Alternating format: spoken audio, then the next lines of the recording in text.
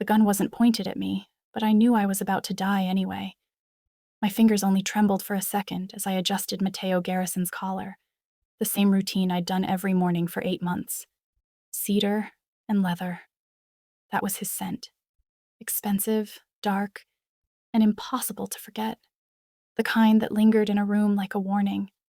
I was one of 12 staff keeping his Pittsburgh mansion running. Marble floors like mirrors, chandeliers that threw rainbows, furniture worth more than my entire family's life savings. But I wasn't here for luxury. I was here to disappear. 8 months of keeping my head down.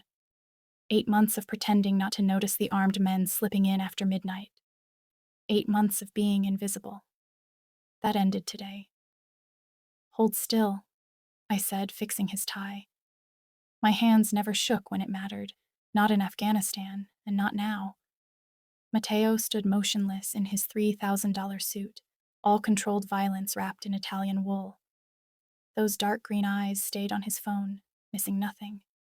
Out the window behind him, Vincent Reyes, his most trusted capo, stood by the black Mercedes. Always early, always precise. But something was off. His gun sat on the wrong angle.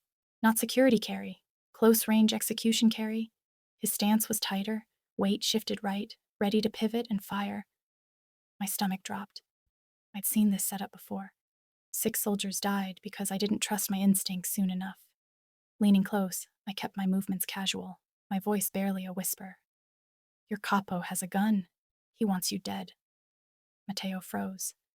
Not the calm stillness he was known for. This was sharper, predatory. His eyes lifted to mine, and for the first time since I'd met him, I saw something like real alarm. Explain, he murmured. Vincent, right hip, wrong draw angle. He's set for a close kill. You've got maybe 3 minutes. Matteo glanced out the window.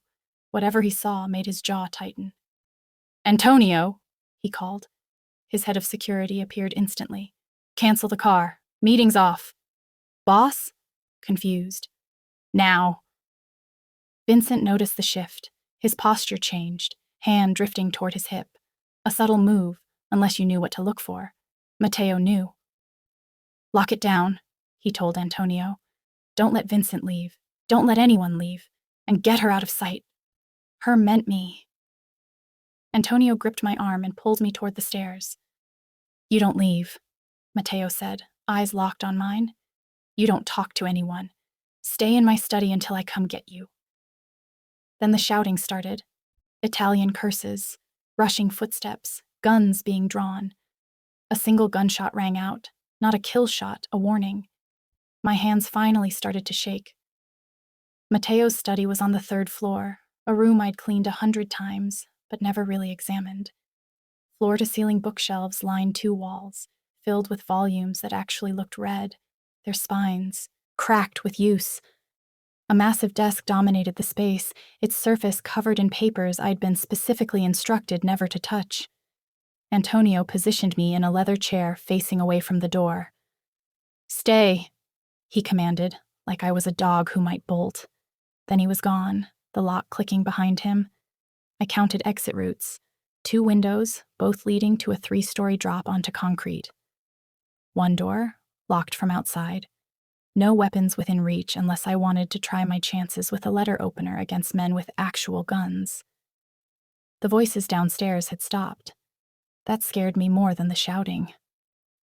Silence in a house full of armed men meant either everyone was dead or everyone was waiting to see what happened next. I got up, ignoring Antonio's order, and moved to the bookshelves. My hands needed something to do besides shake. The books were eclectic.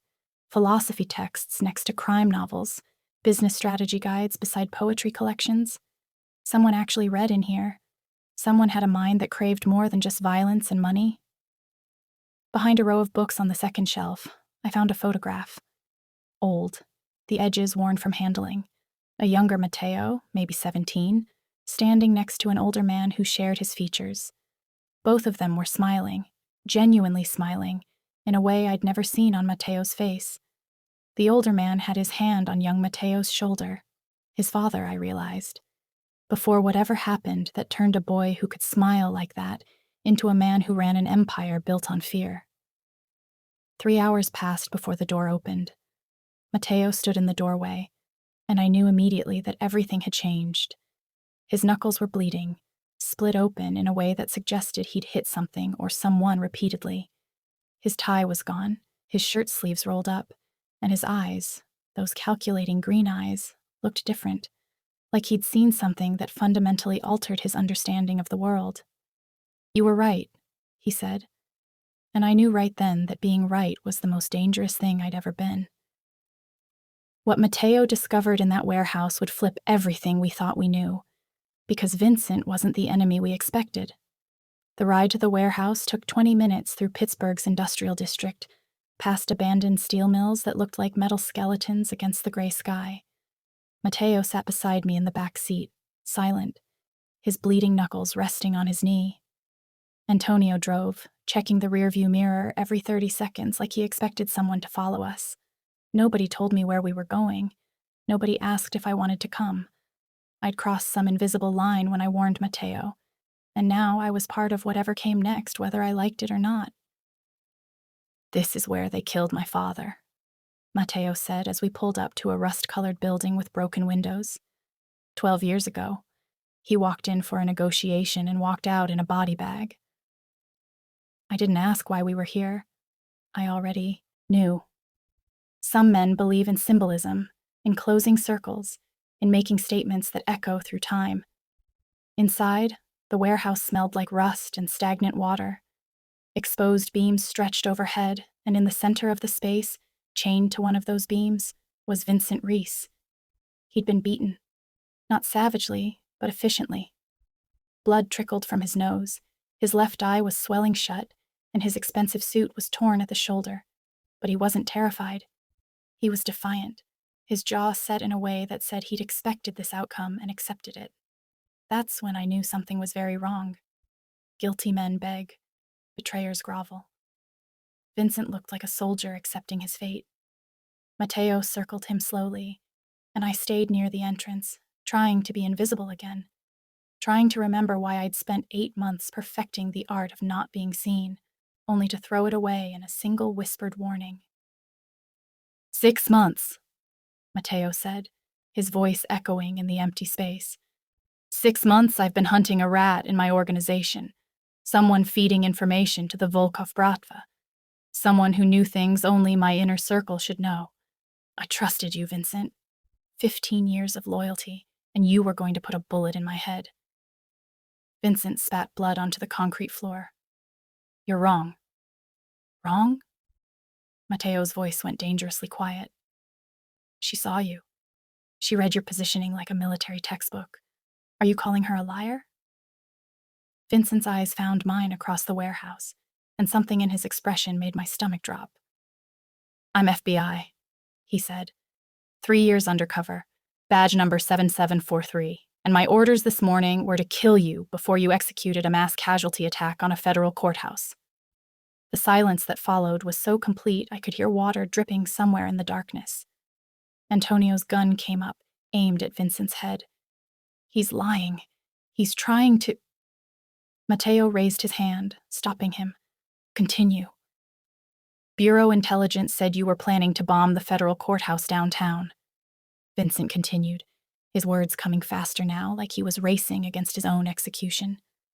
Multiple casualties. Federal judges, prosecutors, civilians. They sent me in 3 years ago to get close, to gather evidence, to stop you when the time came. Today was supposed to be that day. My blood turned to ice. Not because of the accusation. I'd seen Mateo's operations, and mass murder wasn't his style. He was precise, targeted, never sloppy. But because I recognized the pattern. The false intelligence. The setup. The manipulation of good people into doing terrible things. Who coordinated your operation? I heard myself ask, stepping forward before I could stop myself. Vincent's eyes locked onto mine. FBI consultant. Former military. 3-star general named Darius Webb. The warehouse tilted. Not actually, but that's what it felt like. The floor seemed to shift under my feet, and suddenly I was back in Afghanistan, standing in front of my unit commander's desk, while he told me to stop asking questions about the suspicious intelligence that had gotten 6 soldiers killed. Colonel Darius Webb, the man who'd orchestrated the cover-up. The man who'd spent 9 months hunting me across the country, making sure the only witness to his crimes stayed silent. The man I'd run from, hidden from, disappeared to escape. He'd found me. I stumbled backward, and Matteo noticed. Of course he noticed. Men like him noticed everything. "You know him," he said, not a question. "He killed my unit." The words came out wrong, too quiet, too broken. "In Afghanistan. Sold our position to enemy combatants. 6 people died. I was the only survivor, the only one who could prove what he did. I've been running from him for 9 months." The warehouse was too small suddenly, too airless. I could smell the dust and rust and blood, and underneath it all, the phantom scent of smoke and burning metal from a convoy ambush that happened 8,000 miles away and 9 months ago, but still lived in my nightmares every single night. "He found you," Matteo said, putting pieces together with terrifying speed. "Engineered this entire scenario. I die from a federal assassination. You disappear in the chaos. Both his problems eliminated at once." Vincent was nodding, still bleeding, still chained. Something felt wrong about the intelligence. Timing was too perfect. Source was too convenient. But I had my orders, and I'd already committed crimes I can never come back from. I was prepared to die for this mission.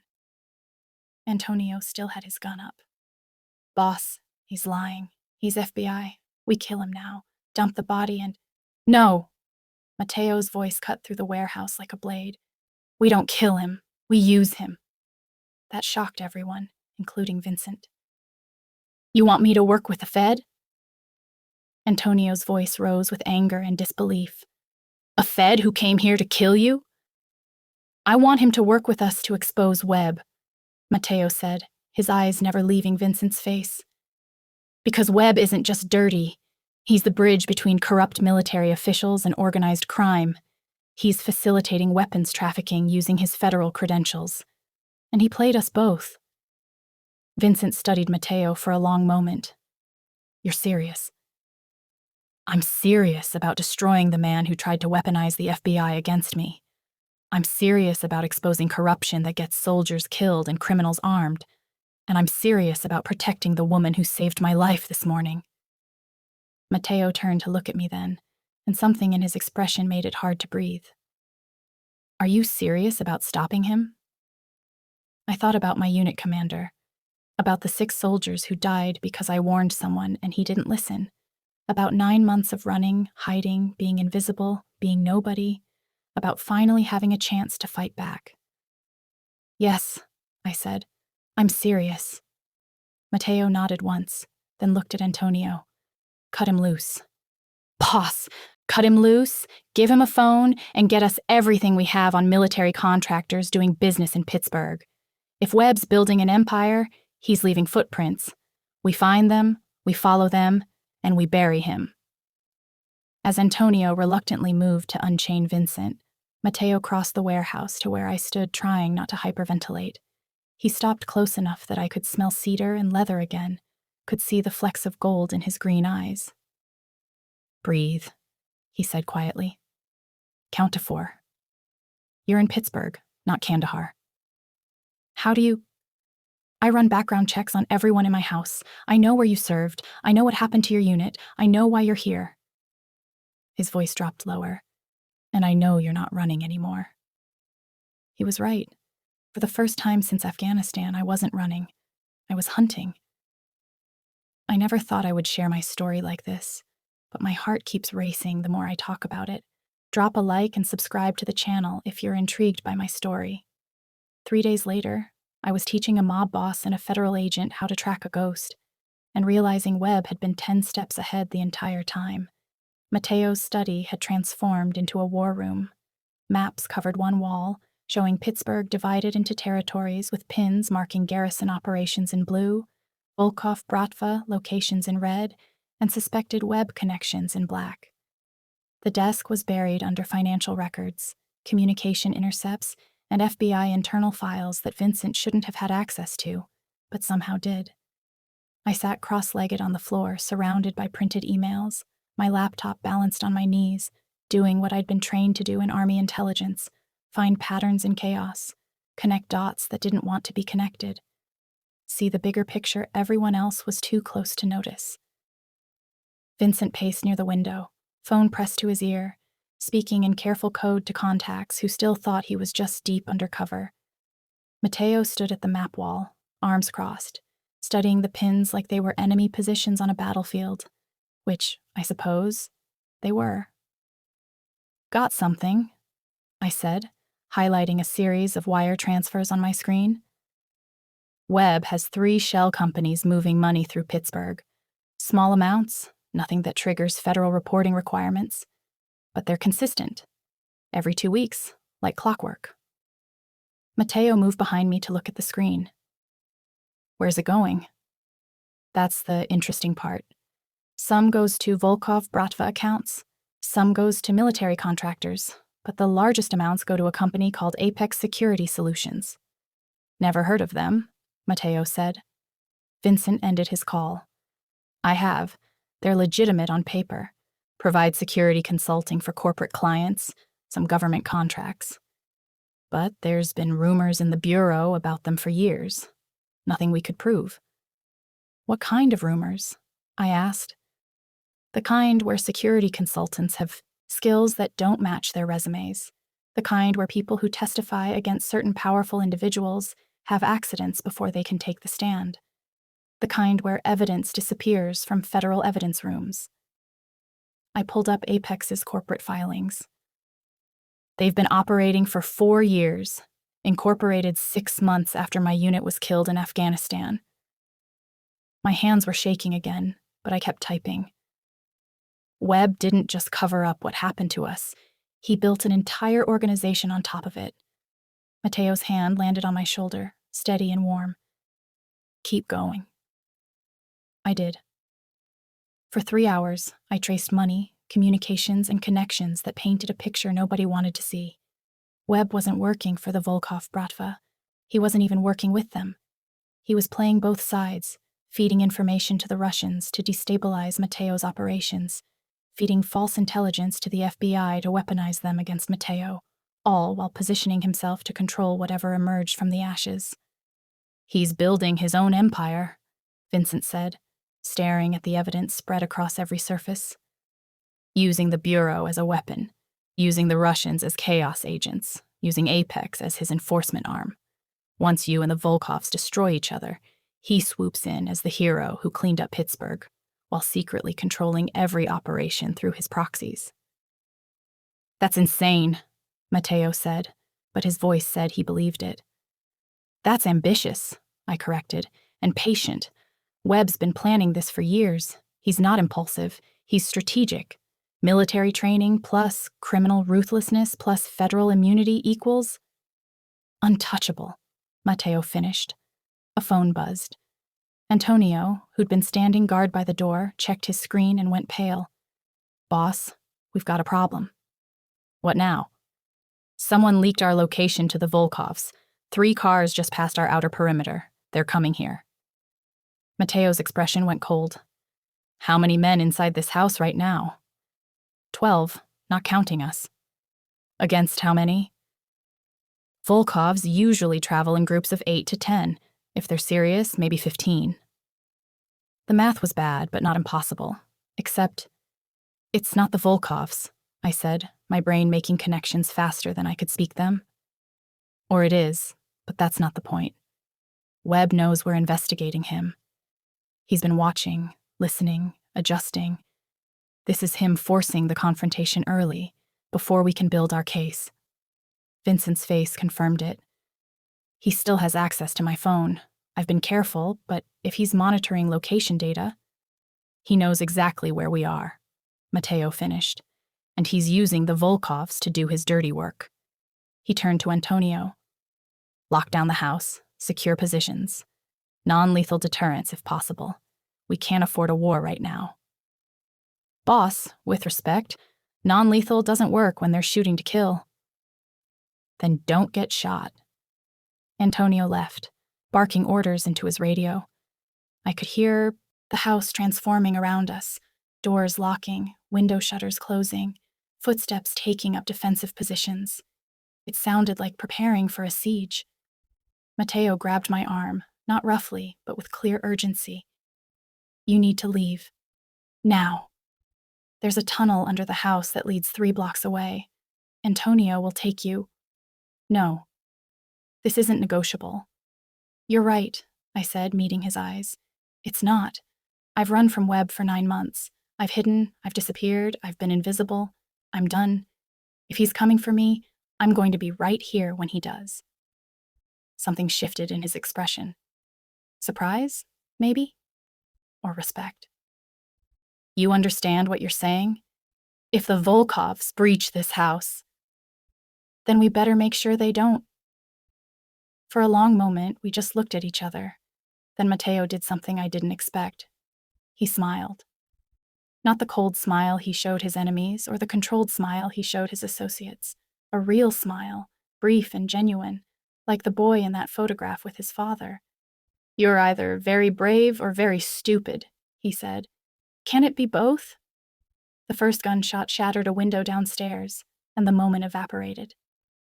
Matteo moved to the desk, pulled out a handgun from a locked drawer, and held it out to me. You know how to use this? Army intelligence doesn't mean I can't shoot. I took the weapon, checked the magazine, chambered around. Muscle memory from training I'd hoped never to use again. Vincent had his own gun out, positioned by the door. They're not coming in quietly. This is a statement. More gunshots. Return fire from our side. Shouting in Russian, breaking glass. Matteo's phone buzzed. He looked at the screen, and his whole body went rigid. What? I asked. He turned the phone toward me. A single message from an unknown number. You think you're hunting me? I've been hunting you since Afghanistan. Check your surveillance. I've been watching you investigate me for 3 days. Entertaining, but pointless. The Volkovs are just the opening move. In 48 hours, everyone you care about dies, and I become untouchable. Tick-tock, soldier. Below the message was a video file. Matteo hit play. The footage showed this study, from multiple angles. Clear shots of me at the laptop, Vincent on the phone, Matteo at the map wall. Webb had been watching everything, hearing everything, knowing every move we made before we made it. He's not just ahead of us, I whispered. He's been directing us. This whole investigation. He wanted us to find all this. He wanted us to know how thoroughly he's beaten us. Vincent's face confirmed it. It's psychological warfare. Make the target feel helpless before the final strike. The gunfire downstairs intensified. Someone screamed. One of ours or one of theirs? I couldn't tell. Matteo looked at me, then at Vincent, then back at the phone in his hand. When he spoke, his voice carried a certainty that cut through the chaos. Then we stopped playing. His game? He said. We stopped reacting to his moves. We stopped trying to outthink him. He pulled up a contact on his phone, a name I recognized. Elena Vasquez, the investigative journalist who'd won a Pulitzer for exposing government corruption. We burn everything down, his operations, his cover, his entire empire. We expose it all, publicly, simultaneously, so he can't contain it. That's suicide, Vincent said. You'll expose your own organization in the process. Then I expose it. Matteo's green eyes met mine. What's an empire worth if you're dead? What's power worth if someone else pulls all the strings? He was asking me, I realized. Not Vincent. Not Antonio. Me. The maid who'd warned him about an assassination. The soldier who'd survived when her unit died. The woman who'd stopped running. 48 hours, I said. He gave us a timeline. That means he's confident we can't stop him in 48 hours, so we stop him in 24. Matteo smiled that real smile again, brief and dangerous. Then we better get to work. The explosion that rocked the house's east wing made the decision for us. The Volkovs weren't just making a statement. They were making an entrance. And somewhere in the chaos, Webb was watching, counting down. waiting for us to break. But what he didn't know, what he couldn't have known from all his surveillance and intelligence, was that broken people are the most dangerous kind, because we've already survived the worst thing we could imagine. Everything after that is just details. Thinking back, there could have been ways to avoid this chaos, but I wouldn't have had it any other way, because the ending was worth it. Stick around if you want to know more, and don't forget to subscribe to join our family. It could be you one day on the run from a dangerous killer. Webb wasn't just playing both sides, he was building a third side we never saw coming, and we were the foundation. The East Wing explosion had been a distraction. While Mateo's men rushed to contain the breach, the Volkovs withdrew. No casualties on either side, no real assault, just enough chaos to send a message: we can reach you anytime we want. Which meant Webb had orchestrated a demonstration, not an attack. We worked through the night, surviving on black coffee and adrenaline. My eyes burned from staring at screens, tracing financial transactions that kept leading to dead ends and shell companies that folded back on themselves like origami. Vincent made careful calls to FBI contacts, fishing for information without revealing what we knew. Mateo coordinated with his capos, trying to maintain control of an organization that could sense weakness the way sharks smell blood in water. Around 3 a.m, I found it. "There's a third set of accounts," I said, my voice hoarse from hours of silence. "Separate from the Volkov payments and the military contractor money. Look at this." Mateo moved behind my chair again, close enough that I could feel the warmth of him. He smelled like coffee now instead of cedar and leather, exhaustion replacing the usual controlled power. Somehow that made him more human, more real. "What am I looking at?" "Payroll," I said, highlighting a series of regular payments. 53 people receiving monthly deposits from an account Webb controls. But here's the thing. 20 of them are current FBI agents, 15 are Pittsburgh PD, 10 are Port Authority security, and 8 work for the Volkov Bratva. Vincent crossed the room in 3 strides. "That's impossible. That many people on one payroll would have triggered—" He stopped, understanding hitting him. "Unless they're not on one payroll, unless each of them thinks they're the only one. Different amounts, different timing, different cover stories." "Exactly," I said. "Webb's not building a team. He's building a network where nobody knows who else is compromised. Maximum deniability, maximum control." Mateo straightened, his face pale in the laptop's glow. "How long has this been running?" I scrolled through the earliest transactions. 4 years. Started small, 5 people. Grew gradually. Patient recruitment, careful vetting. This isn't opportunistic corruption. This is systematic empire building. "Show me the FBI agents on his payroll," Vincent said, his voice tight. I pulled up the list, watched his face go from pale to ashen as he recognized names. 3 of them are on the task force investigating organized crime in Pittsburgh, he whispered. 2 are in evidence management. 1 works in communications. If Webb wanted to manipulate an investigation, plant evidence, or intercept secure FBI channels, he already has everything he needs, Mateo finished. But I was still digging, following the money to its logical conclusion. There's more. The payments increase based on actions taken. It's not just bribery. It's incentivized corruption. The more damage they do to existing power structures, the more they get paid. Webb's gamifying the destruction of Pittsburgh's criminal and law enforcement infrastructure. To what end? Mateo asked. What does he get out of chaos? That's when I found the purchase orders. Real estate acquisitions, business contracts, political campaign contributions, all scheduled for 3 weeks from now. All contingent on specific conditions being met. All waiting for a power vacuum. "Control," I said quietly. "Complete control. Once you and the Volkovs destroy each other, once the FBI raids clean up the survivors, Webb's proxies are positioned to own everything. He's already got buyers lined up for your legitimate businesses. He's got politicians ready to award his companies no-bid contracts. He's got real estate portfolios prepared to snap up properties at auction prices." Vincent was reading over my shoulder now.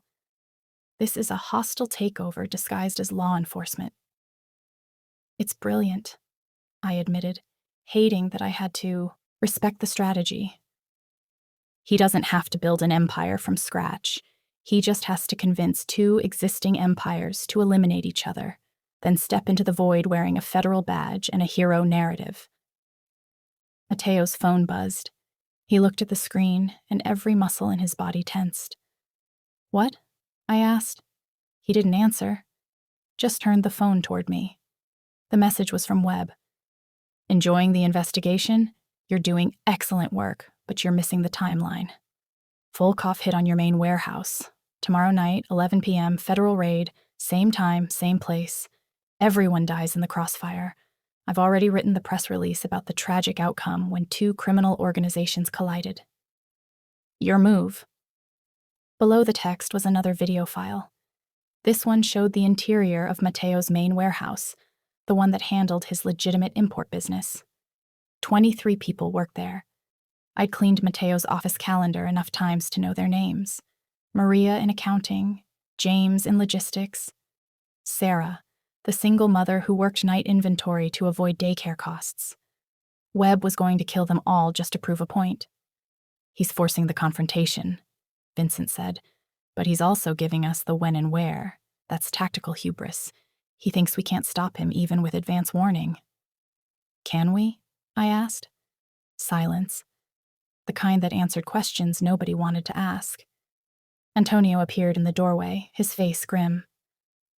"Boss, we've got another problem. Someone's been leaking our movements. The Volkovs knew about our safe houses, our supply routes, our meeting schedules. We've got a rat inside the organization." "I know," Mateo said, still staring at his phone. "Webb told me 3 days ago.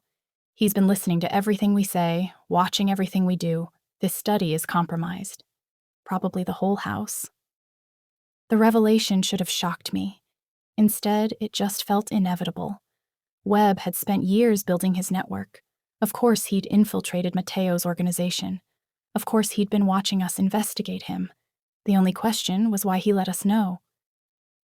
"It's psychological warfare," I said, the pattern clicking into place.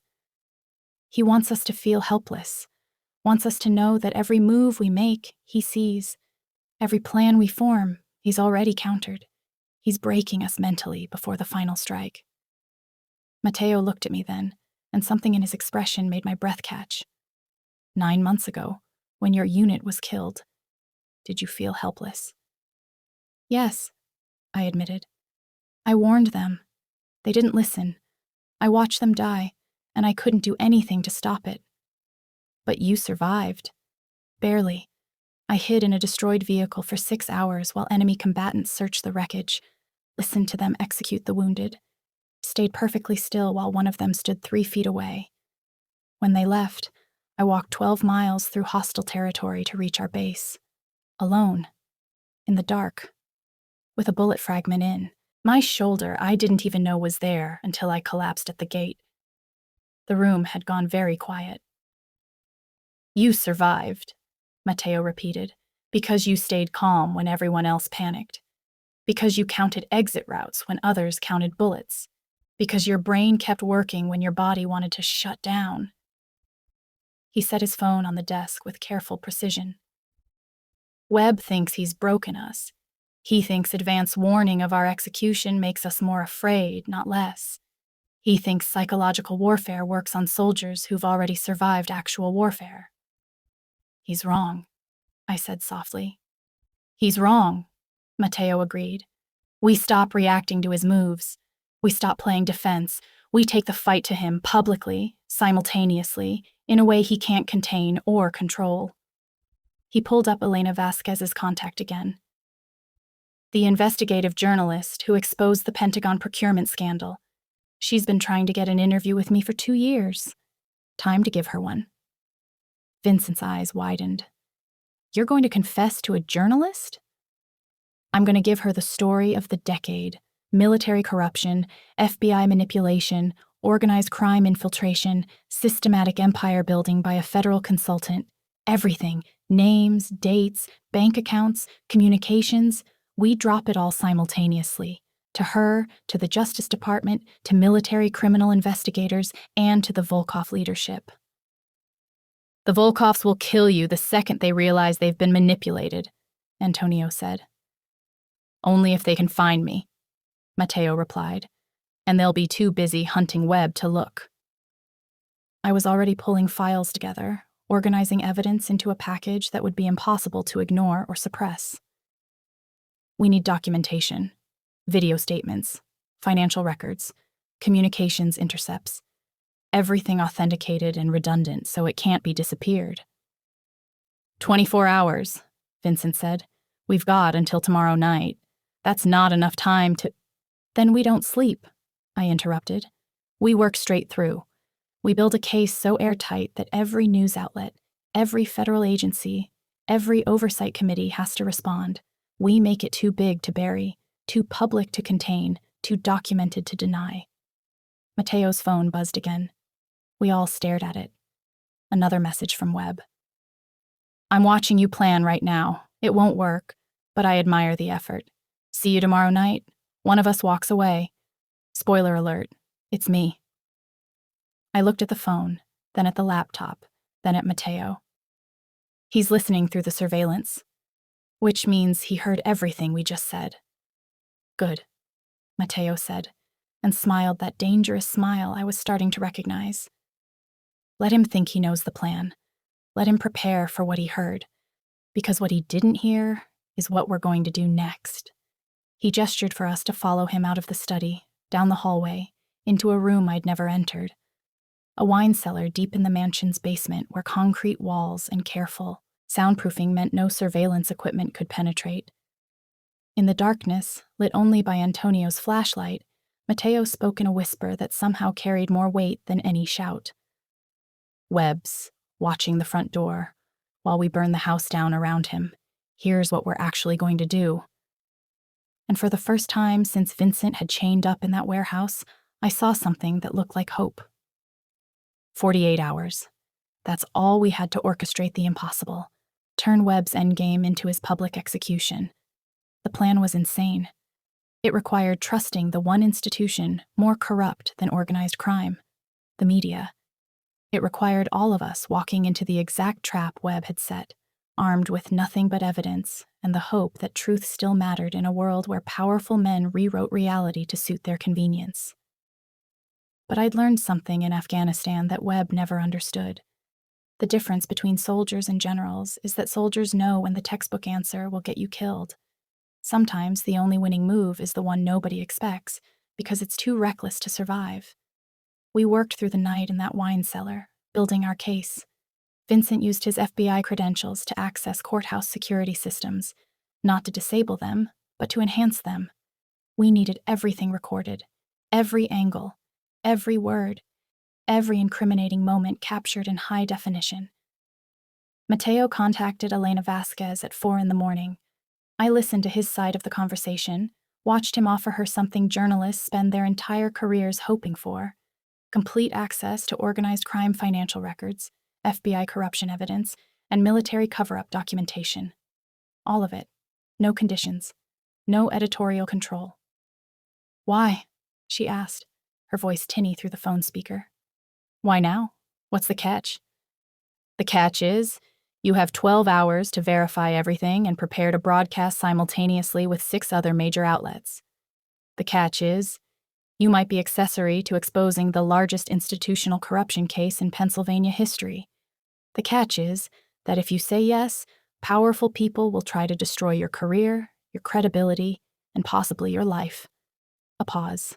Then, send me everything. By noon, we had our pieces positioned. Elena had verified enough of the evidence to stake her reputation on it. Vincent had arranged for the documentation to hit the Justice Department's Inspector General, military criminal investigators, and FBI internal affairs simultaneously at 5 p.m. Matteo had done something I didn't expect. He'd sent the same evidence package to Dmitry Volkov himself, the head of the Bratva, with a simple note. Webb played us both. Here's proof. Choose your target wisely. The courthouse was the stage Webb had chosen. Fine. We'd give him his stage, but we'd control the lighting. At 4 p.m., we arrived at the federal courthouse, the same building Webb claimed Mateo was going to attack. Mateo owned the security contract there through one of his legitimate businesses, which gave us legal access. We weren't breaking in. We were walking through the front door. I wore a visitor badge and carried a laptop case. Vincent wore his FBI consultant credentials. Mateo wore a suit that probably cost more than my entire year's salary and the expression of a man conducting routine business. We looked like we belonged. That was the point. Inside, hidden cameras were already streaming to secure servers. Elena's crew was positioned outside, ostensibly covering an unrelated story about courthouse renovations. 3 other news outlets had mysteriously shown up to cover the same boring story. Funny how that worked. Webb's timeline said the Volkov hit would happen at 11 p.m. He'd positioned it after dark, during minimal staffing, when chaos could unfold without too many witnesses. Classic military thinking. Control the battlefield, control the outcome. We were changing the battlefield. At 4:30, the Volkov vehicles arrived. Not at 11 p.m., not in darkness. In broad daylight, on a busy downtown street, with news cameras mysteriously positioned to capture everything. They weren't supposed to be here for 6.5 more hours. But Dmitry Volkov had received our evidence package 2 hours ago. He'd made some calls, confirmed we weren't lying about Webb's manipulation, and decided he wanted answers. Now. 8 men emerged from 3 vehicles, armed but not concealing it. This wasn't stealth. This was statement. They wanted Webb to know they were coming. Antonio's voice crackled through the earpiece I was wearing. They're not entering. They're creating a perimeter, waiting for something. That something arrived 3 minutes later. Federal vehicles, tactical gear, 20 agents led by none other than Colonel Darius Webb himself, wearing an FBI consultant badge and that confident smile I'd seen in Afghanistan right before he got my unit killed. He thought he was directing the final act of his masterpiece. Thought the Volkovs were following his timeline, hitting Mateo's warehouse, walking into his carefully orchestrated crossfire. He had no idea the entire script had changed. Mateo did something that stopped everyone on that courthouse plaza. He walked out the front entrance, hands visible and empty, directly toward Webb. I watched from a window on the 2nd floor, every instinct screaming to run down there, to stop him, to do something. But this was his play, his risk, his choice. Colonel Webb, Mateo's voice carried across the plaza, clear and calm. We need to talk about Afghanistan, Pittsburgh, and your bank accounts in the Caymans. Webb's confidence flickered, just for a second. He looked around, noticed the cameras, noticed how many cameras, noticed how they were all focused on him. Mr. Garrison, he replied, recovering quickly. I don't know what you're talking about. I'm here in my capacity as an FBI consultant to coordinate a raid on my warehouse at 11 p.m. tonight, Mateo interrupted. Except the Volkovs changed their schedule. They're here now, because I told them what you've been doing, how you've been manipulating them, how you murdered their supply chain manager and blamed it on me to escalate the conflict. Dmitry Volkov himself stepped out of the lead vehicle. A man in his 50s with cold eyes and a reputation for surgical violence. Is this true? He asked Webb. You killed Mikhail? This is a criminal attempting to deflect from... Vincent's voice cut through the plaza from speakers we'd positioned earlier. This is Federal Agent Vincent Reese, badge number 7743. I am declaring Colonel Darius Webb a national security threat based on evidence of corruption, murder, weapons trafficking, and systematic manipulation of federal law enforcement for personal gain. He started reading. Names, dates, dollar amounts, financial transactions, every piece of evidence we'd compiled, delivered in the clinical monotone of an official federal statement. Elena's camera crew was recording everything. So were 3 other outlets, and the courthouse security cameras, and the phone cameras of about 40 civilians who'd stopped to watch this bizarre confrontation unfold. Webb's face went from confident to confused to furious in the space of 30 seconds. This is a setup, he said, reaching for his phone. This is a criminal conspiracy to... His phone lit up. So did every phone carried by the FBI agents behind him. Simultaneous notifications. The evidence package hitting Justice Department servers, military criminal investigation servers, FBI internal affairs servers, and about 6 major news outlets all at the same exact second. You could see the moment Webb understood. His empire wasn't collapsing. It had already collapsed. We demolished it before he even knew we were swinging. One of the FBI agents stepped forward, reading something on his phone. "Sir, I'm receiving orders to detain you for questioning regarding..." "I'm a federal consultant," Webb snapped. "You have no authority to..." "Actually," Vincent said, now emerging from the courthouse, "they do, because I submitted a formal complaint 3 hours ago about your conduct, and because the evidence I provided is now being reviewed by 14 different oversight agencies, and because you're no longer a federal consultant as of 11 minutes ago when your credentials were suspended pending investigation." The Volkov lieutenant, who'd been standing silently, finally spoke. "We didn't come to die for a Fed's profit margin." He looked at Matteo. "This evidence, it's real?" "Every word," Matteo replied. The lieutenant holstered his weapon. So did his men. Then they got back in their vehicles and drove away, leaving Webb surrounded by FBI agents who were no longer sure who they were taking orders from. The arrest happened in slow motion. Webb being handcuffed. Webb being read his rights. Webb's face on camera as news helicopters arrived overhead, his empire crumbling in real time while the whole city watched. I should have felt triumphant. Should have felt vindicated. Should have felt something other than the cold certainty settling in my chest. Webb caught my eyes through the courthouse window. Even in cuffs, even surrounded, even destroyed, he smiled. Not a defeated smile, a knowing smile. He mouthed 3 words. "Check your phone." My blood turned to ice. I pulled out my phone, one new message from an unknown number. "I always have a contingency. Ask Matteo about his sister." Below it, a photo. Isabella Garrison, 19 years old, supposedly studying abroad in Florence. Except she wasn't in Florence. She was in Pittsburgh. Had been for 3 days. And she was sitting in what looked like a dark basement, cable ties around her wrists, terror in her eyes.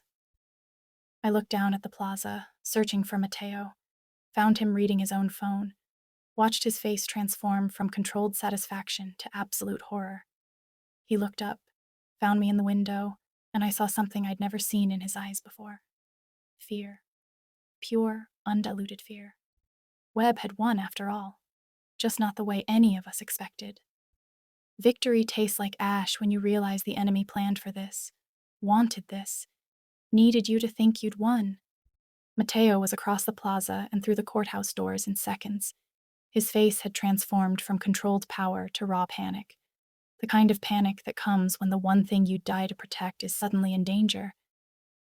"Where?" he demanded, shoving his phone in my face. The photo showed Isabella in darkness, bound but unharmed. No context, no location markers. Just his baby sister and a timestamp, 15 minutes ago. "There's a video message," I said, my hands shaking as I opened the file. Isabella's voice came through, scared but trying to be brave.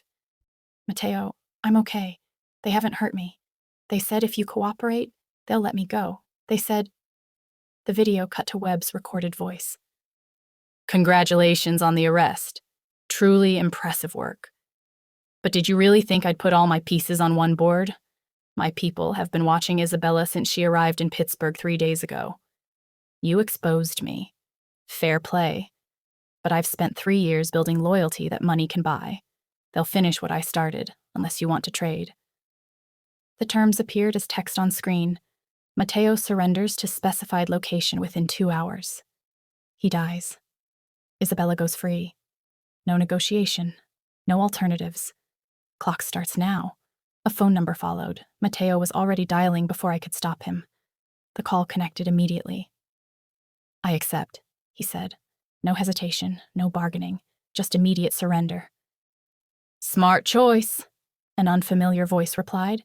"Abandoned steel mill on River Road, 2 hours. Come alone, come unarmed. Bring proof you've transferred your business holdings to the accounts will send. Do all that, and your sister lives. The call ended. I grabbed Mateo's arm before he could move. You walk out that door, you die. We find another way. There is no other way. His voice was hollow, dead. She's 19. She's innocent. This is my world, my consequence, my responsibility. It's a trap, Vincent said, appearing beside us. They'll kill you both anyway. It's what Webb would do. Eliminate all threats, leave no witnesses. I don't care. Mateo pulled free from my grip. She's my sister. She's the only family I have left, the only person in this world who still looks at me and sees something worth saving.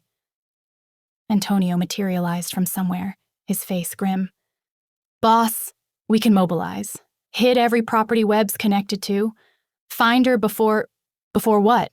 Before they kill her the second they hear us coming? Mateo's control was fracturing. You think they don't have that contingency too? My mind was racing, analyzing patterns, searching for the angle. Webb was arrogant, believed he was the smartest person in every room. That arrogance was his weakness, but also his strength. He planned for the obvious responses, the predictable moves. What if we don't trade you? I heard myself say. What if we trade me? Everyone turned to stare. Absolutely not, Mateo said immediately. Listen, Webb wants you dead because you destroyed his empire. But he wants me dead because I'm the witness to Afghanistan. I can testify about the unit massacre. I'm just as valuable a target. Vincent was nodding slowly. She's right. Webb's people were ordered to eliminate both of you. The sister is leveraged to get Mateo, but I'm a target in my own right, I continued. What if I go to the meet, wired for surveillance, tracking device, while you and your people follow at a distance? They'll search you, Antonio said, strip you, find anything electronic. Then we use old technology, mechanical trackers, leave a trail they can follow without electronics. I was thinking out loud now, pieces clicking together. Webb's people don't know he's been arrested yet. The news hasn't fully broken. They're following old orders, working with old information. There's a window of confusion before they adapt. Mateo was shaking his head. I won't let you. This isn't about letting me do anything. This is about saving Isabella, and about finally making Webb pay for what he did to my unit. I grabbed his face, forced him to look at me. I've been running for 9 months. I'm done running. Let me fight. For a long moment, we just stared at each other. I could see the calculation happening behind his eyes, the tactical assessment, the emotional resistance, the desperate hope that maybe, just maybe, there was a way to save everyone. If anything happens to you, he started. Then you make sure it meant something, I interrupted. He kissed me, right there in the courthouse hallway with Vincent and Antonio, watching. Desperate and fierce and terrified, a kiss that tasted like goodbye. 2 hours, he whispered against my lips. We have 2 hours to plan this perfectly. We didn't have 2 hours. The steel mill on River Road was exactly the kind of location Webb would choose. Multiple entrances, clear sight lines, industrial equipment providing cover. Easy to defend, hard to assault. I arrived alone as instructed, hands visible, wearing the wire they'd never find because it was sewn into the lining of my jacket using techniques that predated modern electronics. The tracking device was in my shoe, a simple chemical compound that left traces dogs could follow. 4 men waited inside, professional, armed, faces covered. These weren't street criminals. These were contractors, the kind of people who took money to do things police and soldiers couldn't. Where's Garrison? The leader asked. Change of plans. I'm the one who buried Webb. I'm worth more. He laughed. You're worth the same. Dead. His weapon came up. I closed my eyes, thought about my unit, thought about Mateo, thought about gunfire. But not at me. The steel mill erupted into chaos. Mateo's people storming from 3 entrances simultaneously. Vincent leading FBI tactical agents, the ones he actually trusted. Antonio moving like violence incarnate through the shadows. The contractors went down fast. Professional met professional, and numbers won. But Isabella wasn't there. The leader, dying, laughed through blood-filled lungs. Contingency. Has contingency. He gave an address with his last breath. North Side, abandoned church, 20 minutes away. We'd been set up. Again? Webb had known we'd win here, had planned for us to waste time while the real location sat empty. The drive through Pittsburgh was sirens and desperation. Every red light felt like an eternity. Every minute was a minute Isabella might not have. The church appeared out of the darkness. Gothic architecture, broken windows, door unlocked, too quiet, too easy. Inside, Isabella sat in a pew, unharmed, calm, almost serene. Standing next to her was a man in an expensive suit, Webb's attorney, recording everything on his phone. My client anticipated an overzealous response to his lawful detention, the attorney said in that oily voice lawyers use when they know they're holding all the cards. This young woman was never in danger. She was merely asked to wait here for family pickup as a protective measure during the unfortunate violence targeting her brother. Any harm that came to Colonel Webb's associates during your illegal assault will be prosecuted to the fullest extent of the law. I felt the ground shift beneath my feet. It had all been legal. Isabella in protective custody, the contractors providing security services, the whole thing constructed so that even Webb's contingency had deniability. We'd killed people tonight, assaulted federal contractors, all of it on video that Webb's attorney now controlled. Isabella ran to Matteo, crying, terrified, not understanding why her brother looked like he'd lost everything while holding her safe in his arms. Webb had won something more valuable than freedom. He'd won evidence, leverage, ammunition to flip the entire narrative from his corruption to our illegal vigilante action. That night, I stood next to Matteo watching news coverage of Webb's arrest. His attorney was already giving interviews. Wrongful persecution of a decorated officer. Criminal conspiracy by organized crime figures. Excessive force by rogue FBI elements. The evidence we'd released was being questioned. Webb's credentials were being reviewed but not yet revoked. The investigation would take months, maybe years, and Webb would have that time to rebuild, to reposition, to strike back. We can't beat him in his world using his rules, Matteo said quietly, his arm around Isabella, who'd finally fallen asleep on the couch. We have to break the board. I knew what he meant, and I knew what it would cost. Everything. Sometimes burning down your own kingdom is the only way to build something worth ruling. 3 weeks after Webb's arrest, we did something no one expected. We told the complete truth. All of it. Matteo sat across from federal prosecutors and did what mob bosses don't do. He cooperated. Not just about Webb, about everything, his operations, his financial records, his organizational structure, names, dates, locations. 6 years of criminal enterprise laid bare on a conference table in a federal building. In exchange, immunity for specific violent crimes he could prove were self-defense or defense of others. Plea deal for racketeering conspiracy. Agreement to dismantle his organization completely and exit organized crime permanently. His capos felt betrayed. Antonio especially, who'd been with the Garrison family since Matteo's father was alive. You're destroying everything your father built, Antonio said the night before Matteo's plea hearing. We were in the study, the surveillance equipment removed, the war room dismantled, just empty space where strategy used to live. My father was murdered because of what he built, Matteo replied. He died in a warehouse surrounded by enemies he created. I won't give Isabella that same legacy. I won't have her standing at my funeral, wondering if any of it was worth it. Antonio left that night. Refused the plea deal. Chose 20 years in federal prison over cooperation. The last thing he said was, "You're not Garrison anymore. You're just another man who broke." It hurt Matteo more than he'd admit. But he signed the papers anyway.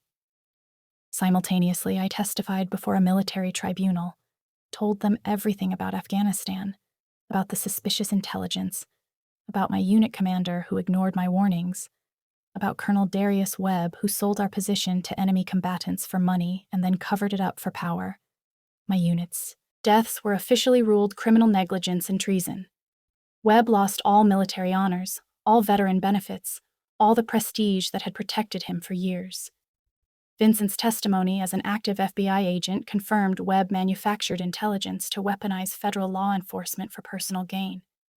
The internal investigation went from routine to urgent, from months to weeks, and Elena Vasquez's documentary dropped. 6 hours of evidence, interviews, documentation, financial records, everything we'd compiled, presented in a format the public could understand and the authorities couldn't ignore. Public opinion shifted like a landslide. Webb went from decorated officer wrongfully persecuted to corrupt mastermind who manipulated everyone. His attorney tried to salvage it, painted Mateo as a criminal making false claims to reduce his sentence. But the math didn't work anymore. Too much evidence, too many sources, too many people confirming the same story. Webb's federal case became airtight, but Mateo still had to pay his own price. The plea hearing happened on a cold morning in November. I sat in the gallery and watched him stand before a federal judge and allocute. That's the legal term for when you formally admit your crimes, when you stop fighting and start accepting consequences. He didn't minimize, didn't justify, didn't hide behind lawyers or technicalities. I ran a criminal enterprise for 6 years, he said, his voice clear and steady. I laundered money. I engaged in racketeering. I facilitated illegal activities. I did these things knowingly, deliberately, and I take full responsibility for the harm they caused. The prosecution recommended 8 years based on his cooperation. The defense argued for probation based on his assistance dismantling organized crime infrastructure. The judge granted 18 months in minimum security federal facility, 5 years supervised release after, permanent exit from organized crime with monitoring to ensure compliance. It could have been so much worse. It felt like mercy. But 18 months still meant 18 months. Antonio refused to take any deal. Got 20 years. We heard he spat at the prosecutor during sentencing and said loyalty was more valuable than freedom. Other capos scattered. Some took deals, some went to trial. Mateo's empire fragmented and dissolved like it had never existed. The Volkov-Bratva leadership also got swept up in the documentary's aftermath. Multiple arrests. Organization fractured. Pittsburgh's criminal infrastructure collapsed in one coordinated federal sweep. Mateo liquidated everything. Legitimate businesses sold to reputable buyers. Proceeds divided between victims' families and legal fees. He kept only the mansion, because it was his father's, and he couldn't let go of that ghost. And a small security consulting firm that Vincent had started using former capos who'd taken deals. The night before Mateo reported to federal prison. We were alone in the mansion for the first time in weeks. No guards, no lawyers, no prosecutors, just us and the weight of choices that couldn't be unmade. He gave me an envelope. "You don't have to wait," he said quietly. 18 months is a long time. I'd understand. I opened it. Property deed putting the mansion in my name. Bank account with enough money to live comfortably for years.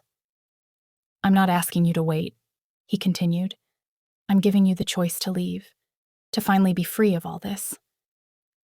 I looked at him.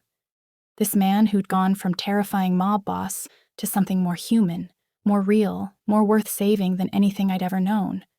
I tore the deed in half. "I didn't save your life so you could push me away now," I said. "I didn't fight Webb, testify against him, risk everything, just to walk away when things get hard." His eyes glistened. "Iris." "Ask me when you get out," I interrupted, "but know that my answer is already yes." We spent that last night together, not frantic or desperate, just tender, holding each other, memorizing the feeling of being safe and together and alive. Morning came too fast. I drove him to the federal facility in Pennsylvania. Low security, more like a college campus than a prison, but still prison. Still locked doors and monitored phones and 18 months of separation. We kissed in the parking lot, both crying, both trying to be strong for the other. 18 months, he said. I'll count every day. I'll be here, I promised. Every visiting day, every phone call, I'm not going anywhere. I watched him walk through those doors, watched them close behind him, sat in the car for 20 minutes before I could make myself drive away. 18 months later, I was the first person waiting outside the federal facility. Early morning, cold enough to see my breath. I'd been there since 5 a.m., even though his release wasn't scheduled until 8. When he walked out, he looked different. Thinner, tired, but smiling. Actually smiling. He ran to me, picked me up, held me like I was oxygen and he'd been drowning. You're here, he whispered. I told you I would be. The drive back to Pittsburgh was catching up. He'd taken business courses inside, read everything he could about legitimate security consulting, made plans for a future that didn't involve looking over his shoulder. I'd been working with Elena on a documentary series about military corruption, using my experience, my testimony, my voice to prevent what happened to my unit from happening to others. When we pulled up to the mansion, it looked different. Better. A sign outside. Garrison Security Consulting, Vincent Reese, CEO. Inside, the transformation was complete. Former capos who'd taken deals working as legitimate security consultants, bodyguards, analysts, using knowledge from criminal backgrounds for legal protection services. We're not the family business, Vincent explained, shaking Mateo's hand. We're what comes after. That afternoon, in the foyer where I'd once whispered a warning about assassination, Mateo adjusted his tie. Same ritual, different context. He was wearing a suit for a meeting with legitimate clients. Corporate security consultation, no hidden weapons, no danger, just business. My fingers brushed the silk, and he caught my hand, pulled out a ring box. You said to ask when I got out, he said, his voice shaking slightly. I'm asking, will you marry me? I said yes before he finished the question. We kissed in that foyer where everything had started, where I'd been just a maid who noticed things, where he'd been just a criminal who trusted the wrong person. You saved my life, he whispered, so I could build one worth living. 9 months later, we got married. Small ceremony. Just people who mattered. Vincent as best man, Isabella as maid of honor, Elena as efficient. She'd gotten ordained online specifically for this. No Mafia connections, no federal agents investigating us, no shadows from the past, just family. The reception was at the mansion. Music, laughter, dancing, everything that building hadn't heard in decades. I caught Mateo staring at me while we danced. What are you thinking? I asked. That I spent 40 years building an empire of fear, he said quietly, and you taught me in 2 years how to build something real. My hand moved to my stomach, still flat. Too early to show. But we knew. The test had confirmed it 3 days ago. His hand covered mine, understanding without words. They say you can't outrun your past, I said softly. They're right, but you can choose what you build in front of it. We chose each other. We chose truth. We chose a future where our child wouldn't grow up in shadows and silence and fear. Every morning when I adjust his tie before he leaves for work, I remember the day I whispered 8 words that changed everything. Your capo has a gun. He wants you dead. Sometimes saving someone's life means saving them from themselves, from the legacy they inherited, from the empire they built that would eventually destroy them. And sometimes they save you right back, from the running, from the hiding, from believing you have to disappear to survive. We saved each other, and that made all the difference.